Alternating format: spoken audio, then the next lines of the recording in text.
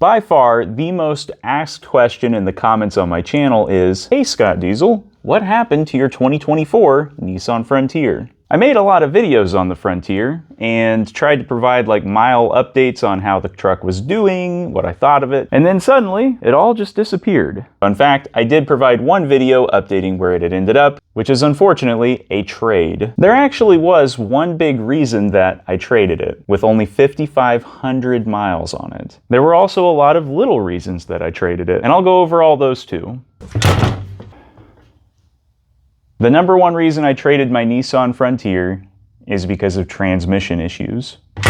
Stay up!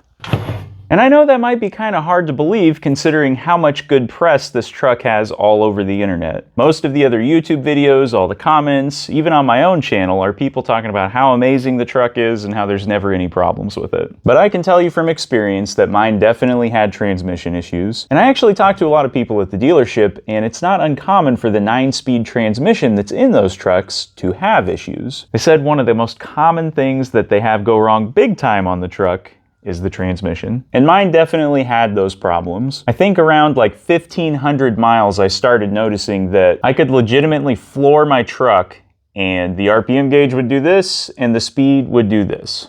Nothing would happen. I really don't think it's a super common issue with the truck, but if something is going to go wrong, that's apparently what it is. And mine happened to have that problem.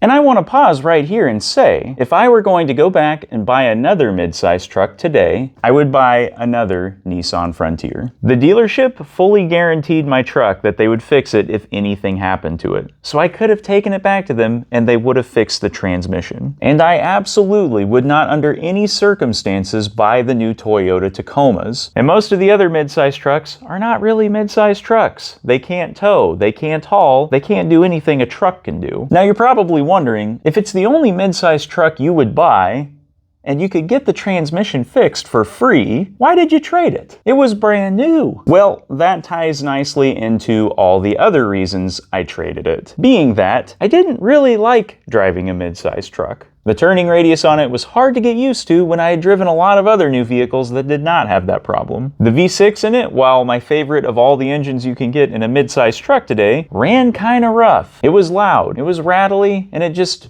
wasn't my favorite. I didn't like that I didn't have space for my knees. And the interior honestly felt like it had a lot of hard plastic, which is pretty much universal among all vehicles 2022 and above at this point. The Fender audio system that you pay a pretty decent premium to get on that trim didn't sound a whole lot better than the brand new Nissan Altima I bought like 4 vehicles before that. Once again, mostly because it was a mid-sized truck. They don't have a whole lot of space for a subwoofer in one of those. It was stuffed under the rear seat. I noticed fairly often that when I wanted to put something in the bed, I didn't have a whole lot of space in the bed to put stuff. Kayaks just barely fit in it. A lot of other things that I wanted to haul, I didn't really have space. Plywood, 2x4s, I mean, they all hung off the sides. They just didn't fit that well. I needed a trailer to pull. And part of the reason that I buy a truck is because I want to put stuff in the back of it. I don't want to haul a trailer all the time. And that's about it. Otherwise, it was an almost perfect mid-sized truck. And like I said, if I were going to do it all again, I probably wouldn't get the Pro 4X. I'd get the SV or SL trim, just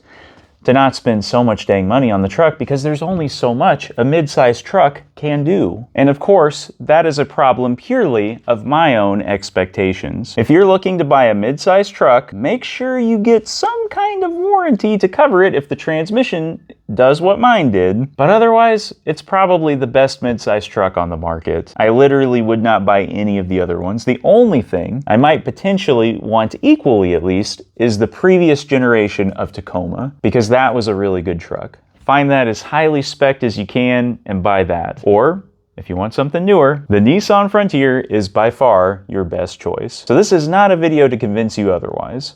I loved the Nissan Frontier. But do I miss it? Nah. I've owned vehicles from every brand, from Honda to Toyota to Dodge to Audi. So if you want to see more videos, be sure to subscribe. I'm sure I'll do more videos on the Audi that randomly stopped at imaginary train tracks, and if my Dodge Durango stays as incredibly reliable as it and all my other Dodge vehicles have actually been.